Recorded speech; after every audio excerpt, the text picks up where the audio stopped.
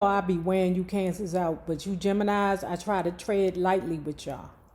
Okay? Because I know you mud hunches are crazy. For real. Oh, my life, be waiting for you.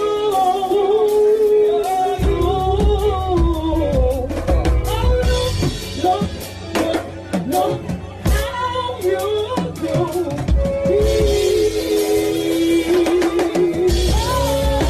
Okay, y'all, you know if you hear any barking, squeaks, scratching, squealing, anything, breathing hard, you know that's Lulu and Ro. If you all are dog lovers and are in love with Frenchies, you go to the Patreon wall, if you all are paying members over there on the Patreon, or the community wall here on YouTube if you're paying members here on YouTube. And child, I got a whole 2-3 minute video of these two getting it in.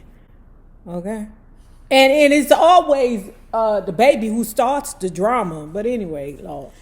Hello, love bugs. Hello there, Bellas. If you have not already done so, please remember to like, share, subscribe, and visit. This Negro is about to poo. I swear. I can't just... If it ain't one, it's the other. I swear. Okay, I'm back.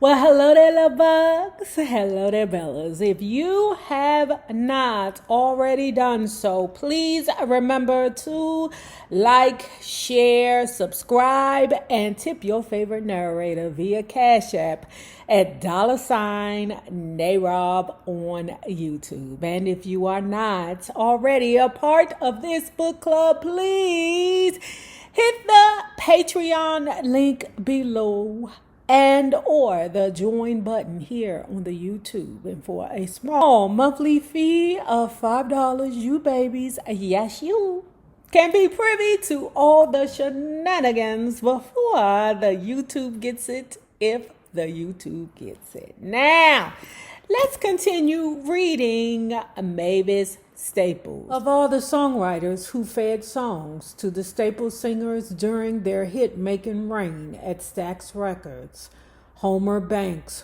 forged the tightest bond. In October 1972, the Staples returned to Muscle Shoals for 8 days of recording, and Banks was part of the entourage in a new songwriting partnership with Jackson and Carl Hampton.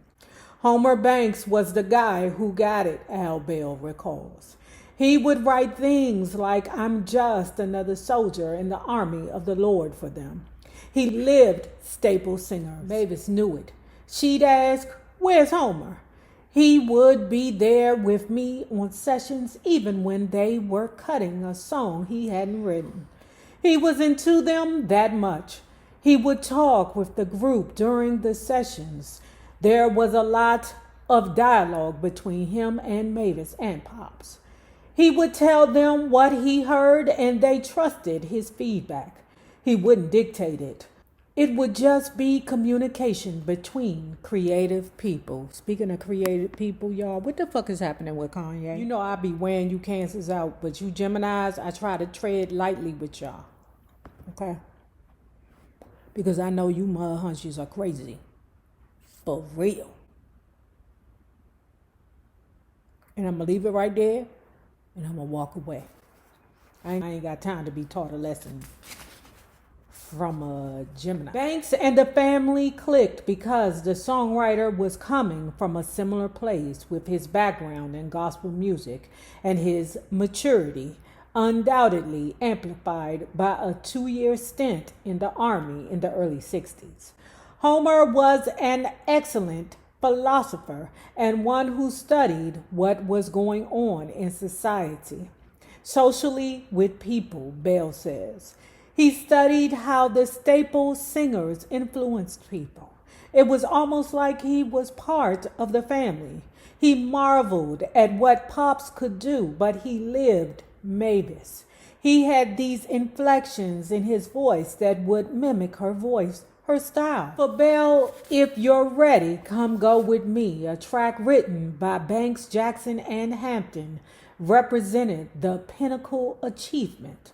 The track is actually one of the songwriting team's more perfunctory efforts lyrically.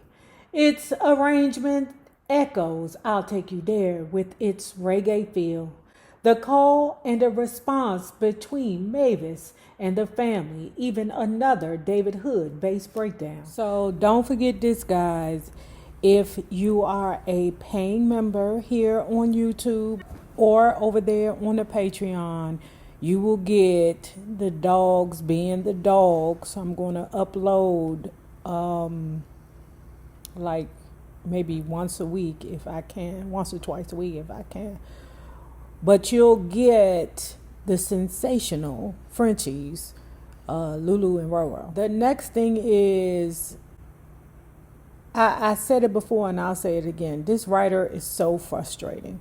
It's like he's a habitual line stepper when it comes down to wording. Like I said, I don't want to have to pick up a dictionary every other page because you're saying something that I've never heard in my life. And you know, we're avid readers over here. But when you're saying words that it does not make you highly intelligent. It does not make you genius or far above average just because you can use words. Okay, we could pick up a thesaurus, but you don't want to use a word that is so like out of touch with the normal person that it becomes annoying. And this book is getting annoying with these words. I'm sorry, sir. What's his name? Greg Cott, whatever your name is. You doing too much. You're a habitual line stepper when it comes to this book. It's too much. You doing too much. Love is the only transportation to where there's total communication, Mavis sings. Whereas I'll Take You There felt like a spontaneous creation. If You're Ready repackages it as a more structured song. Mavis heard it that way as well as when the song was first presented to the group. But she was persuaded to play along by Pops, who saw the similarities as a strength rather than a drawback for the follow-up to a hit. Pops said they do it all the time at Motown. James Brown does it. Curtis Mayfield does it, Mavis says. Why mess with success? And I hate to say it, as much as I love James Brown, I loves that nigga's comb back with a passion. But that ninja will take a strong beat and make some slight variances. And baby, even though we know, wait a minute, that sounds pretty similar to the other one. It's a little difference, but the studio craftsmanship is undeniable. Performance and technology in perfect sync. Betty Crutcher brought some grit in Drown Yourself, a bluesy purgatory for a self-absorbed loner, and the moody Love Comes in All Colors, which digs into the nature of selflessness and how it occurs only when it's convenient. If you found out you had only one more week to live, Mavis and Pops sings, you'd run over each other trying to help your brother. But today you turn your back on him. Manning's Heaven closed the album triumphantly. In many ways, a rock power ballad with lyrics that suggested both gospel ecstasy and secular yearning. It included an uncredited guitar solo by Led Zeppelin's Jimmy Page. I know you fucking lying. What the hell is the rock band doing over here with the gospels? Manning says the young engineer had met Page in the 60s when the guitarist was still in the Yardbirds, and Page enlisted Manning to work on the Led Zeppelin III album released in 1970. I had not written the song necessarily for the Staples, but I really liked it and thought it fit with their general philosophy, Manning says. I did a quick demo for Al, and he loved it. From the rock flourished of heaven to the island lilt of touch a hand, make a friend. The Staples music mirrored the crazy quilt patchwork dresses that Mavis, Clovis, and Yvonne wore at a Los Angeles concert in the early 70s. They don't know which category to put us in, Pops told the audience at the bitter end west.